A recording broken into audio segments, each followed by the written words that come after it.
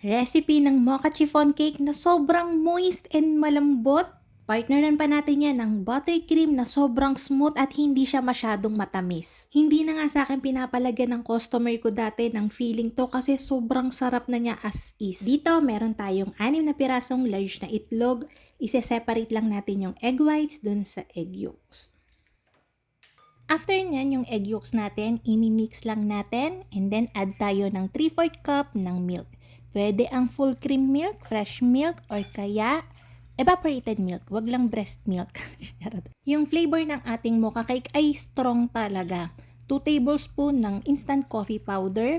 Pwede nyo namang babaan yun kung ayaw nyo nang masyadong matapang. Pero masarap to, promise. Balance na balance. 2 tablespoon ng instant coffee powder. Then nag-add ako dyan ng 2 teaspoon ng cocoa powder. Hinalo ko. Then add tayo ng 1/2 cup ng chiffon cake oil. 1/2 cup ng sugar, 1/2 teaspoon ng salt, and 1 teaspoon ng vanilla extract.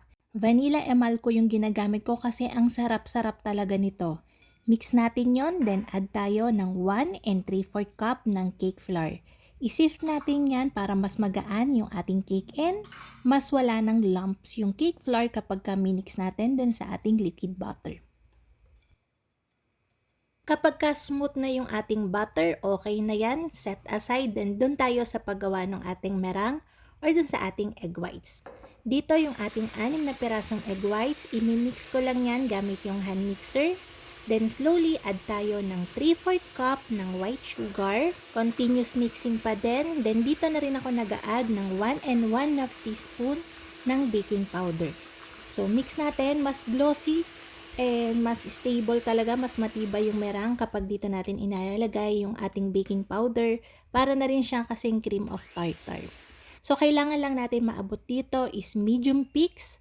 Once na ganun na, nag-fold lang ako dito sa atin ng mga 3 scoop ng ating merang.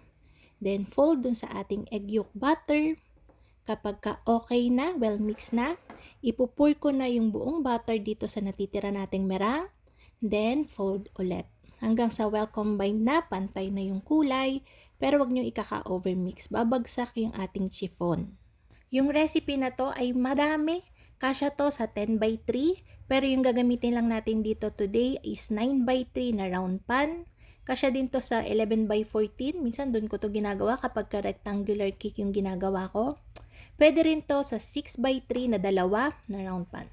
Sasalang natin yan sa preheated oven na may 160 degrees Celsius for 35 to 40 minutes or until pagka chinek nyo yung gitna ay okay na, hindi na siya basa. After baking, itaob lang natin yan. Then, antayin natin lumamig ng kaunti. Pagka lumamig na siya, ayan, pinapadaanan ko ng offset spatula yung tagiliran. Then, tinataob ko. Then, yan na. Chiffon cake na siya. Mabango to, promise. Simoy talaga yung amoy habang binibake yung mocha cake. Ang sarap. Para naman dun sa ating buttercream, meron ako ditong 200 grams ng white sugar. Nilagyan ko yan ng 100 grams ng water. Then, iboboil ko yan dito sa saucepan until softball stage. Actually, mas matagal pa sa softball stage yung pagboboil ko dito sa sugar syrup na andun kasi yung tibay ng ating buttercream frosting. Nandito talaga yon sa pagboboil ng ating sugar syrup. Halos magi-string na yung sugar syrup natin bago ko siya ilagay dito sa ating 4 na pirasong egg yolks. So, makikita nyo dyan pagka tinaas natin yung kutsara, halos nagi-string na siya. Mas stable and mas makunat, mas masarap siyang i-frost sa cake kapag ganito, makunat talaga yung buttercream. So kapag ganyan na, patayin natin yung apoy, then slowly, ibubuhos natin yan dito sa ating whip na 4 na pirasong egg yolks.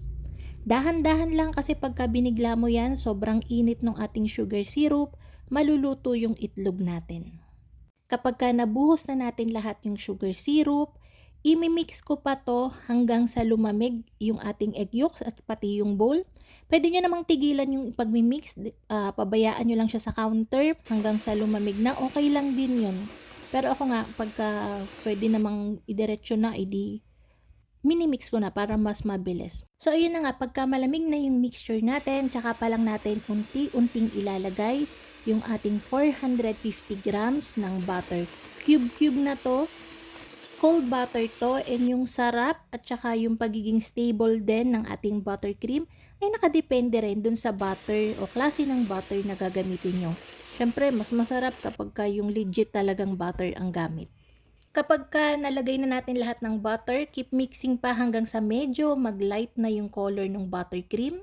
Then yun, pwede na natin siyang gamitin pang frost dito sa ating cake. Sarap na sarap nga akong ipang frosting tong buttercream recipe na to kasi dito talaga ako sanay, and soft kasi siya at the same time makunat and stable.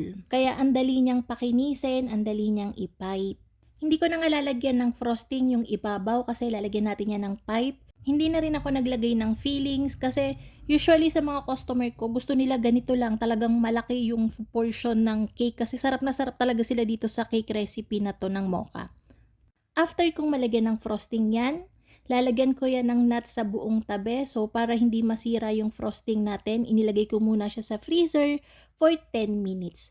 After 10 minutes, tsaka ko siya didikitan nitong mga chop na cashew nuts. Para kahit dinidikitan natin o hinahawakan natin yung panabe, hindi masisira yung pagkakapakinis natin sa kanya or hindi siya mag-deform. Since buttercream nga to, kapag nilagay mo siya sa freezer within a few minutes, set na kagad yan, matigas na yan. So, mas madali na siyang madikitan. Kunyari, itong nuts, ba diba? Gamit itong tip number 686, ito yung nilagay ko sa ibabaw para medyo makapal din yung frosting natin sa ibabaw. Para sapat pa din yung frosting kahit wala tayong filling. Kaya lang tong tip na to, mahagad to sa buttercream. So, yung recipe natin medyo kinulang. Mga 1/4 cup lang naman. So, nagtimpla ulit ako ng bago para sapat lang. Favorite ko nga rin tong tip na to kasi ang syala lang niyang tignan kapag nasa cake or kaya nasa tart. Kaya like ko yung gamit. Then, meron din ako ditong star tip. Ilalagay ko lang yan dito sa palibot para may seal yung ends niya.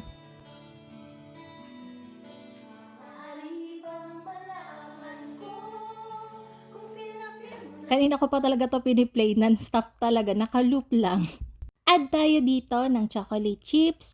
Pwede din naman ng chocolate ganache, i-drizzle na lang or kaya gold leaf, nasa sa inyo na. Try nyo tong recipe na to kasi sobrang moist nung cake, sobrang sarap, saktong-sakto yung lasa, and yung buttercream smooth lang talaga. Kaya ayun na nga mga kalutong tinapay, sana'y nagustuhan niyo yung ating video for today. Magkita-kita tayong muli. Ito pong mali ang lutong tinapay. Bye-bye!